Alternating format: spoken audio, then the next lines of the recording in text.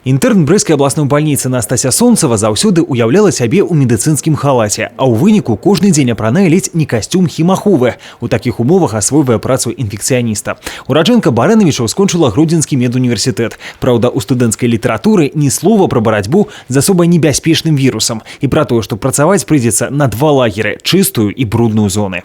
Конечно, я не думала при поступлении в университет, что у нас будет такая эпидемия, что мне придется работать в защитных костюмах. Но с течением времени, конечно, привыкаешь к этому, и уже не кажется это таким страшным. Рабочее время у врачей в отделении заканчивается в 5 часов вечера. Вот, и далее начинают работать дежурные врачи. Утром начинается пятиминутка, и медсестры докладывают все, что было с пациентами за сутки. А далей справа за ўрачамі абыход пацыентаў. Каб прайсці да хворых на коронавірус разам з Насцей, нашу здымачную групу таксама пакуюць у спецыяльныя касцюмы. У гэтым і навічкі таму дапамагаюць у прыёмным пакоі. То есть мы сейчас одеты полностью, как одеваются врачи? Да, абсолютно, абсолютно. Вот, вы достаточно одеты очень хорошо, у вас все участки тела закрыты, доступ только глаза. Вот. А вочы нашага аператара Сергея камера, як і ён сам, таксама ў сродках аховы, якія пасля здымкаў неабходна знішчыць. Складана уявіць, аднак усё гэтае адзенне на нас апранулі прыкладна за 5 хвілін. Мы гатовы зайсці ў чырвоную зону да сустрэчы з пацыентамі з COVID-19. Аднак спачатку даведаемся пра рызыкі заражэння і удакладняем, ці варта давяраць міфу. Я недавно переболел коронавирусом и точно знаю, что у меня есть антитела. Это снижает риск моего заражения или все-таки, вот что об этом говорит медицина? Если переболели, конечно, снижает, но медицина говорит о том, что коронавирусом можно болеть, как вы слышали, не один раз, потому что вирус очень быстро мутирует. Вот почему так происходит, пока не очень известно, но несмотря на это, все переболевшие должны соблюдать точно такие же меры безопасности, как и те, кто не болел. Рыса, якую здаровому человеку лепей не пераходзіць. Уваход у брудную зону інфекцыйнага аддзялення Брэскай абласной бальніцы з вуліцы і строга ў медыцынскім адзенні. За гэтымі дзвярыма ўрачы ўжо 9 месяцаў змагаюцца за здароўе кожнага пацыента гадзінамі, днямі і тыднямі. Нам дазволілі зайсці усяго на некалькі хвілін. Пойдёмте.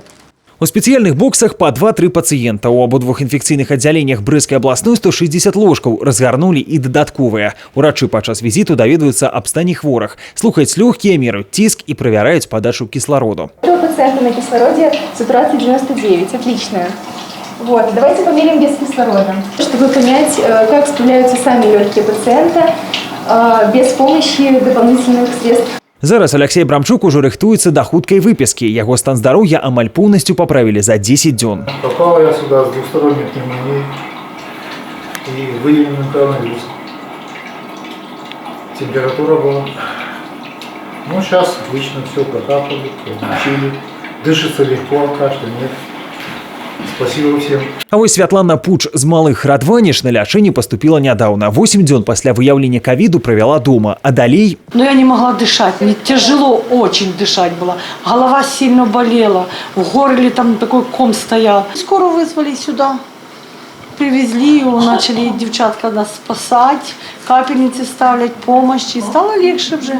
Дзе падхапілі коронавірус, дакладна пацыенты адказаць не могуць. Вораг нябачны. У адных ён праходзіць бессімптомна і не шкадуе людзей з групы рызыкі. Самое сложное – это, конечно, тяжелые пациенты, которых сейчас во вторую волну коронавирусной инфекции стало намного больше.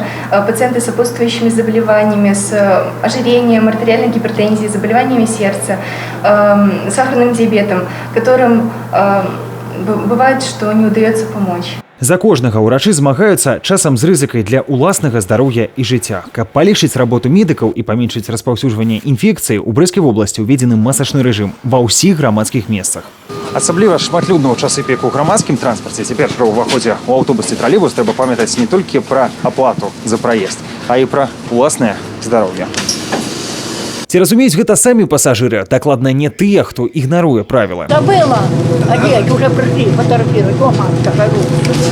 Я не собака, чтобы маска ходить. Заговорились с подругой. Вы понимаете, почему маски надо? Ну, конечно. Вообще носим. А сейчас?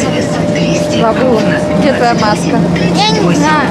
І ўсё ж такія выпадкі хутчэй выключэнні. Пераважная большасць пасажыраў масачны рэжым выконвае. Если по улице можно без маски ходить, а в автобусе это по-любому надо. А почему? А потому что один чихнет, там другой без маски, и все, и хватит.